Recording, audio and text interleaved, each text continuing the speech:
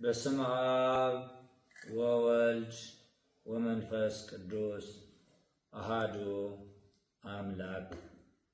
አሜን። አማን ተንሥአ እግዚእነ ጎይታ በሐቂ ተንሥኡ እዩ። ወንጌል ሉቃስ ምዕራፍ 24 ካብ ፍቕዲ 34 ኣብ ውሽጢ ዓድን ወፃእን ዘለኹም መላእ ህዝበ ክርስቲያን ኣብ መላእ ሃገር ኣውሮፓ እትርከቡ ማሕበረ ካህናትን ማሕበረ ምእመናንን ደቅና ከምኡውን ኣብ መላእ ዓለም ትርከቡ ሰዓብቲ ኦርቶዶክስ ተዋህዶ ቤተ ክርስቲያን ዝኾንኩም ኩልኹም ኦርቶዶክሳውያን ደቅና ካብ ቤት ንብረትኩም ተፈናቂልኩም ኣብ ፈቐዶ መዕቆቢ ማእኸላት ኣብ ስደትን ትሳቀዩ ዘለኹም ወገናትና ኣብ ጸበላትን ትካላት ጥዕናን ዘለኹም ሕሙማነ ስጋ ደቅና ኣብ ኣብያተ ህንፀት ዘለኹም ተኣረምቲ ሕጊ ደቅና ሰላምን ድሕንነትን ህዝብኹም ኣብ ምሕላው ትነጥፉ ዘለኹም ሓይልታት ጸጥታ ትግራይ ደቅና ህዝብኹም ንምድሓን ክትብሉ ትፈትውዎ ኣካልኹም ዘወፈይኹም ጉድኣት ኣካል ደቅና እንሆ እቲ ኩሉ ዝኽእል እግዚአብሔር ኣምላኽና ከም ግብርናን ከም ስራሕናን ዘይኮነስ ብምሕረቱ ዕድመ ንንስሓ እናወሰኸ ሓጢኣትና እናደምሰሰ ናብዚ ኣውፂሕና ኣሎ እሞ ምስጋናና ይብፅሓዮ። እንኳዕ ን2017 ዓመተ ምህረት ናይ ጎይታናን መድሓኒናን ኢየሱስ ክርስቶስ በዓለ ትንሣኤ ብሰላም ኣውፅሓኩም ኣውፅሓና ክብል ይፈቱ። ብምቕጻል ንዓብዪ ጾም ጎይታና ብሰላም ኣፈጺሙ ናብዛ ዝተባረኸት ቅድስቲ ዕለተ ትንሣኤ ጎይታናን መድሓኒናን ኢየሱስ ክርስቶስ ዘብፅሓና ልዑለ ባህሪ እግዚአብሔር ኣምላኽና ድማ ክብርን ምስጋናን ውዳሴን ኣምልኾትን ይብፅሓዮ። ዝኸበርኩም ህዝበ ክርስቲያን ጎይታና ብሓቂ ተንሥኡ እዩ ዝብል ናይ ብስራት ድምፂ ነቶም ኣብ ትሕቲ ሞትን ተስፋ ምቑራፅን ዝነበሩ ህዝቢ ዘጽናንዕ ሕያው ቃል እዩ። ምኽንያቱ ክርስቶስ ኣብ ሳልሰይቲ መዓልቲ ተንሥኡ ንሞት ብሞቱ ስዒሩ ፍጹም ትንሣኤ ከም ዝተንስኦም ዘበስር ድምፂ ስለ ዝኾነ ከምኡውን እታ ካብቲ ህይወታ ዝኾነ ኣምላኽ ተፈልያ ብሓጢኣት ረኺሳን ሞይታን ዝነበረት ዓለም ብደሙ ተቐዲሳ ብትንሣኤው ድማ ህይወት ረኺባ ሓድሽ ተስፋ ስለ ዝረኸበት ሐዋርያት ኣማን ተንሥአ እግዚእነ ብምባል ብስራት ክእውጁ ንምልከት። ቀፂሉ እውን ሐዋርያትን ኣርድእትን ብሕብረት ተኣኪቦም ከለዉ ጎይታ ባዕሉ ኣብ ማእኸሎም ተገሊጹ ሰላም ንኹልኹም ይኹን ብምባል ከበስሮም ከሎ ንምልከት። እንተኾነ ሐዋርያትን ኣርድእትን እቲ ዝረኣይዎን ዝሰምዕዎን ምትሃት መሲልዎም ኣዝዮም ፈርሑ። መድሃኒ ዓለም ክርስቶስ ግና ንምትሃት ዓጽምን ስጋን የብሉን ኣነ ምዃነይ ምእንቲ ክትኣምኑ ኣእዳወይን ኣእጋረይን ረኣዩ ኢሉ ኣእዳውን ኣእጋሩን ኣርኣዮም ንሳቶም ከዓ ርእዮም ኣመኑ። እቲ ዘመን ዘይቁፀረሉ ቦታ እውን ዘይውሰነሉ ኣምላኽ ንዓና ንምድሓን ካብ ቅድስቲ ድንግል ማርያም ተወሊዱ ዘመን ተቖፂሩሉ ኣብ 33 ዓመቱ ተሰቒሉ ሞይቱ ተቐቢሩ ኣብ ሳልሳይ መዓልቲ ንሞትና ብሞቱ ስዒሩ ብኽብሪ ዝተንስኣሉ ዕለት ስለ ዝኾነ በዓለ ትንሣኤ ነኽብሮ። ጎይታናን መድሓኒናን ኢየሱስ ክርስቶስ ምእንቲ ድሕነትና ኢሉ ዝሞተ ንሕና ጸላእቱን ብበደልና እውን ሙታን እናሃለናን እዩ። በደልና እግዚአብሔርን ናይ እግዚአብሔር ዝኾነ ኩሉን ኣስኢኑ ሓጢአተኛታት ክንኸውን ገይሩና እዩ። ናይ ሓጢአት ደሞዝ ሞት ስለ ዝኾነ ድማ ብሓጢአት ምኽንያት ንሞት ተፈረደና። በዚህ ምክንያት እዚ ካብቲ ብዓመፃ ዘምፃናዮ ናይ ሞት ዕዳ ምእንቲ ክገላግለና ጎይታ ኣብ ክንዳና ቤዛ ኮይኑ ንጹህ ደሙ ኣብ መልዕልተ መስቀል ብምፍሳስ ናይ ሞት ዕዳና ከፊልዎ እዩ። ዘዚኣነ ሞተ ነስአ ወእንቲአሁ ህይወተ ወሃበነ ናትና ሞት ወሲዱ ናቱ ህይወት ሂቡና ከም ዝበለ ቅዱስ ኤፍሬም እግዚአብሔር አቦና ብሞት ሓደ ወዱ ተዓረአና ደቁ ክንኸውን ገይሩ ድማ ናብኡ አቅረበና ስለዝኾነ ከዓ ቀደምቲ አበው ይኹኑ ደሃርቲ ውሉድ ዝድሕኑ ብኢየሱስ ክርስቶስ ንጹህ ደም ምዃኑ አመንቲ ክርስቶስ ኩሎም ክርድእዎን ክቕበልዎን ይግባእ። ወደሙ ለኢየሱስ ክርስቶስ ያነጽሐነ እምኩሉ ኃጣውኢነ ደም ወዱ ኢየሱስ ክርስቶስ እውን ካብ ኩሉ ኃጢአት የንጽሐና እዩ። ቀዳማይ ዮሐንስ መልእኽቲ ምዕራፍ 1 ካብ ፍቅዲ 7 እሙንነት ትንሣኤ ጎይታና ወንጌላውያን ኩሎም ብግልፂ መዝጊቦምልና እዮም። ንኣብነት ሉቃስ ወንጌላዊ ማርያም መግደላዊትን ዮሐናን ማርያም ኣዲ ያዕቆብን መሰኻኸር ትንሣኤ ጎይታና ከም ዝኾና ይሕብረልና። ሉቃስ ወንጌል ምዕራፍ 24 ካብ ፍቅዲ 10 ወንጌላዊ ዮሐንስ ከዓ ማርያም መግደላዊት ንጎይታ ከም ዝረኣየቶን ነቶም ደቀ መዛሙርቱ እውን ከይዳ ከም ዝነገረቶምን ይነግረና። ወንጌል ዮሐንስ ምዕራፍ 20 ካብ ፍቅዲ 18 ሉቃስ ወንጌላዊ ወሲኹ ነቶም 11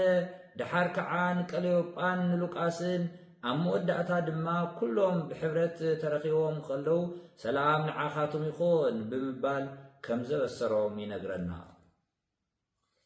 ሐዋርያ ቅዱስ ጳውሎስ እውን ክርስቶስ ግና ካብ ሞት ተንስአ ብዙይ ከዓ ናይቶም ዝሞቱ በኹር ትንሣኤ ኾነ። ስለዚ ከምቲ ብሓደ ሰብ ሞት ዝመፀ ከምኡ ከዓ ትንሣኤ ሙታን ብሓደ ሰብ እዩ ዝመፀ። ከምቲ ኩላቶም ብኣዳም ዝሞቱ ከምኡ ድማ ኩላቶም ብክርስቶስ ሕያዋን ክኾኑ እዮም። ቀዳማይ ቆሮንቶስ ምዕራፍ 15 ካብ ፍቅዲ 20 ብምባል ካብቲ ሞዋቲ ዝኾነ ቀዳማይ ኣዳም ዝተወለዱ ሙታን ከም ዝኾኑ ካብቲ ሕያው ዝኾነ ዳግማይ ኣዳም ዝተወለዱ ድማ ሕያዋን እዮም ብምባል እሙንነት ትንሣኤ ጎይታና በዚ ዝረኸብናዮ ጸጋን የበስረና። ዝኸበርኹም ናይ መንፈስ ቅዱስ ደቅና ጎይታ ነቶም ኣብ ሲኦል ዝነበሩ ምእንቲ ከውፅኦም ናብ ሲኦል ወሪዱ ነቶም ካብ ኣዳም ጀሚሮም ክሳብ ዕለተ ስቕለቱ ኣብ ሲኦል ብሓዘን ዝነበሩ ነፍሳት ኣውፂኡ ናብታ ጥንታዊት ርስቶም መለሶም። ንዲያብሎስ ኣሲሩ ከዓ ኣብ ሳልሰይቲ መዓልቲ ካብ ምውታት ተፈልዩ ተንስአ። ክርስቶስ እውን ናብ እግዚአብሔር ምእንቲ ከቕርበና ጻድቕ እንተሎ ምእንቲ ሓጥኣን ሓንሳእ ንሓዋሩ መከራ ተቐቢሉ ሞተ። ብስጋ ሞተ፣ ብመንፈስ ግን ሕያው ኮነ። በዚ መንፈስ እውን ከይዱ ነቶም ኣብ ቤት ማእሰርቲ ዝነበሩ ነፍሳት ድሕነት ሰበኸሎም። ቀዳማይ ጴጥሮስ ምዕራፍ 3 ካብ ፍቅዲ 18 እስካብ 19 ናይ ክርስቶስ ትንሣኤ ናይ ኩልና ደቂ ኣዳም ትንሣኤ እዩ። ምክንያቱ ጎይታናን መድሓኒናን ኢየሱስ ክርስቶስ ካብቶም ዝደቀሱ ኩሎም በኹሪ ትንሣኤ ኮይኑ ንዓብይ ሓይልን ስልጣንን ብዓብይ ሓይልን ስልጣንን ተንሲኡ እቲ ብትንሣኤው ዝረኸብናዮ ትንሣኤና ሰላም ንዓኻቱም ይኹን ብማለት ኣብሲሩና እዩ። ናይ ጎይታናን መድሓኒናን ኢየሱስ ክርስቶስ በዓለ ትንሣኤ እሙን ተስፋ ድሕነትና ዝተፈጸመሉ ዘመነ ኩነኔ ተዓጽዩ ዓመተ ምህረት ዝተኣወጀሉ ዕለት ብምዃኑ ቅድስቲ ቤተ ክርስቲያንና ብዓብይ መንፈሳዊ ኣምልኾ ተኽብሮ። ካብዚ ብተወሳኺ እቲ ብትንሣኤ ጎይታና ዝረኸብናዮ ብርሃን ዓቂብና ብትንሣኤኡ ዝተረኸበ በረኸት ተኻፈልቲ ክንኸውንን ብመንፈሳዊ ህይወትና ምእንቲ ክንብርትዕን ፍቕሩ፣ ኣቦነቱ፣ መሓርነቱ፣ ይቕረ ባህሊነቱ እናዘከርና በዓለ ትንሣኤ ክነኽብር ከም ዝግባአና እውን ቤተክርስቲያንና ተምህረና ስለዝኾነ ድማ ቅድስት ቤተክርስቲያን ክርስቶስ ተንሥአ እሙታን በአብይ ኃይል ወስልጣን አሰሮ ለሰይጣን አግዓዞ ለአዳም ሰላም እሚእዜሰ ኮነ ፍስሐ ወሰላም እናበለት ስለቲ በቃላት ክግለጽ ዘይከአል ጸጉኡ ጠዋፍ ብምብራህ بقداسين بمهريتن سرعة أملخاء تفتصم نحنا حزب كريستيان ولدك زي أبيهر سلازخونا بهوت زمننا كل تأزازاتو إنا ذكرنا نخبرنا أبتا قويتا إيسوس كريستوس زمسرت لنا بسماويت يورساليم اتمثل قدستي بيتا كريستيان عسيلنا بفتصم منفساو تقهات كننبر يقبعنا أمود داتا نايلومي زمن بعالة تنسائي بتي أعدنا تفكروا زلو بوليتيكاوي قلولاو مخنيات أو كبير جنكت زودقنا له أو وشت عدن وسأن زلو ملا حزبنا رقعاتو زسأن له أو وشت عدي زلو تمزابلتي وقناتنا بقري صحين زنابن ناوراج قرع أبزنا ورلو أوصاي زلو تمزابلتي وقناتنا دما بسئنة مقبن تدقاقامي بارق حاون أبزي صقملو حزبنا صواحو أبزي نصرلو كنتات ناي مفللاي منفس رويو أبزللو أوانن خويننا إنا نخورا زلنا